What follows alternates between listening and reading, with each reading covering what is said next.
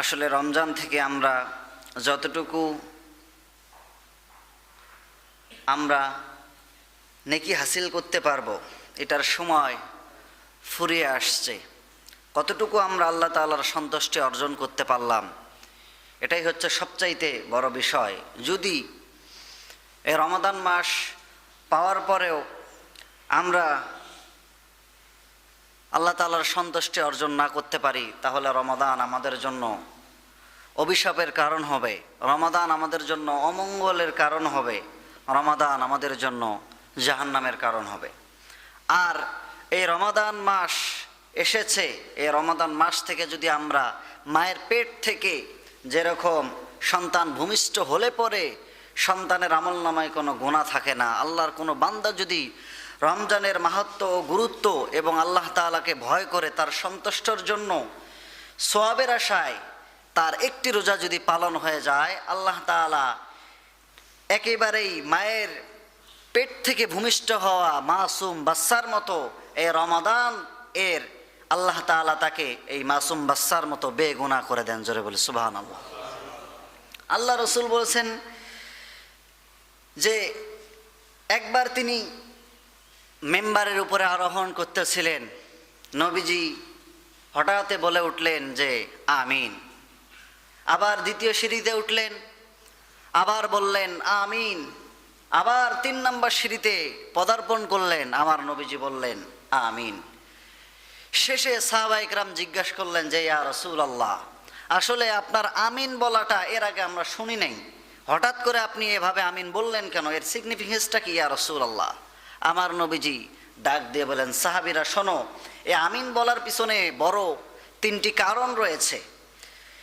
সেই 3টি কারণের 1 নাম্বার কারণ, জিবরাইল আমিন এসেছিলেন, বললেন ইয়া রাসূলুল্লাহ, যারা বৃদ্ধ এবং বৃদ্ধা পিতামাতা পেল কিন্তু তাদের সেবা করে তাদের খেদমত করে তারা নিজের জন্য জাহান্নামকে মাফ করে নিতে পারল না, নিজের জন্য জান্নাতকে উপযুক্ত করে নিতে পারল না, খাস করে নিতে পারল না, সেই ব্যক্তিরা ধ্বংস হোক। আমি নবীজি বলেছি আমিন।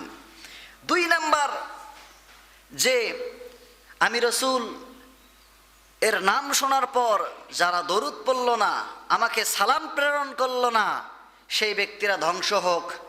আমি জিবরাইল আমিনের কথার সঙ্গে বলেছিলাম যে আমিন। 3 নাম্বার বলা হয়েছিল ইয়া রাসূলুল্লাহ, এই রমাদান মাস পাওয়ার পরেও যারা নিজেকে ক্ষমা করায় নিতে পারল না, নিজেকে জাহান্নাম থেকে আল্লাহ তাআলার কাছে মাফ করে নিতে পারল না, সেই ব্যক্তিরা ধ্বংস হয়ে যাক। আমি বলেছি আমিন। সুতরাং এই রমাদান মাস পাওয়ার পরেও যারা নিজেকে গুনাহ মুক্ত করতে পারবে না, বোঝা যাবে তার কপালে হেদায়েত পাওয়ার সুযোগ নাই। হেদায়েত পাওয়ার জন্য এই রমাদান মাস আপনার আমার মাঝে শুভাগমন করেছে, এটার সঠিকভাবে আমাদেরকে সম্মান করতে হবে, সঠিকভাবে কাজে লাগাতে হবে, তাহলে আপনি আমি কামিয়াব হব। আল্লাহ রসুল বলেছেন এই রমাদান মাস হচ্ছে এমন একটি মাস যেই মাসের মধ্যে আল্লাহ রব্বুল আলামিন এর ফেরেশতারা আসমানের সমস্ত দরজাগুলো ফেরেশতারা খুলে দেন, উন্মুক্ত করে দেন। ইযা জাআ রমাদান ফুতিহাত আবওয়াবুল জান্নাত। আল্লাহর নবী বলেন এই রমাদান মাসে আল্লাহ তাআলার যে 8টি জান্নাত রয়েছে, আল্লাহ রাব্বুল আলামিন সমস্ত জান্নাতের দরজাগুলো উন্মুক্ত করে দেন। সমস্ত দরজা খোলা, আপনি ঢুকতে পারলেই আপনি কামিয়াব। দরজা খোলা আছে, উন্মুক্ত, তাহলে ঢুকতে কি আরো সমস্যা আছে? কথা বললেন না যে? ঢোকার মতো আমল, ঢোকার মতো কাজ আপনাকে আমাকে করতে হবে। আর দরজা যদি খোলায় না থাকে তাহলে ঢোকার সম্ভাবনা কম না বেশি? কম। সুতরাং যেহেতু দরজা খোলা, সুতরাং আমাদেরকে জান্নাতের মধ্যে ঢোকার জন্য প্রতিযোগিতা করতে হবে।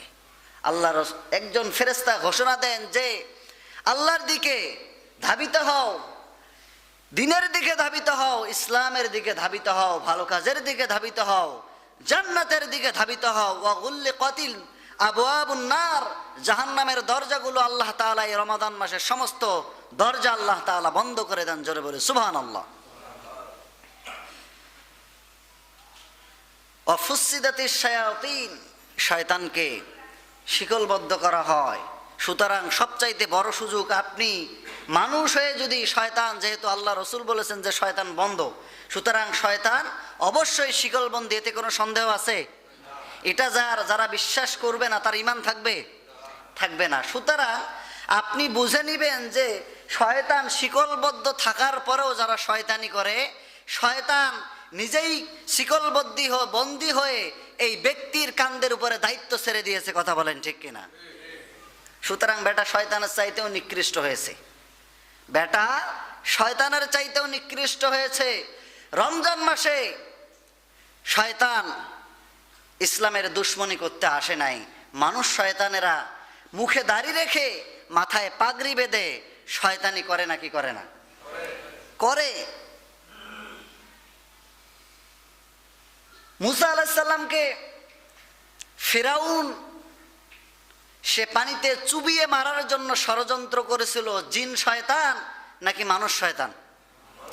মানুষ শয়তান। নমরুদ মুসা আলাইহিস সালামকে আগুনে ফেলার জন্য ফেলে দিয়েছিল, এটা জিন শয়তান ছিল না মানুষ শয়তান? মানুষ শয়তান। এরপরে হচ্ছে আমার আপনার নবী বিশ্ব নবীজিকে 3 বছর জেলের মধ্যে আটকে রেখেছিলেন, জিন শয়তান না মানুষ শয়তান? এই রমাদান মাসে 17 রমাদান বদর নামক প্রান্তরে যিনি 1000 সৈন্য নিয়ে এসেছিলেন, জিন শয়তান না মানুষ শয়তান? তাহলে বুঝতে হবে এমনও সময় আছে যা জিন শয়তানের চাইতে মানুষ শয়তান সবচাইতে মারাত্মক আকার ধারণ করে। কথা বলেন ঠিক কিনা? সুতরাং জিন শয়তানের কাছ থেকে যেভাবে আল্লাহর কাছে পানাহ চান, তার চাইতেও বেশি মানুষ শয়তানের কাছ থেকে আল্লাহর কাছে পানাহ চাইতে হবে। কথা বলেন ঠিক কিনা?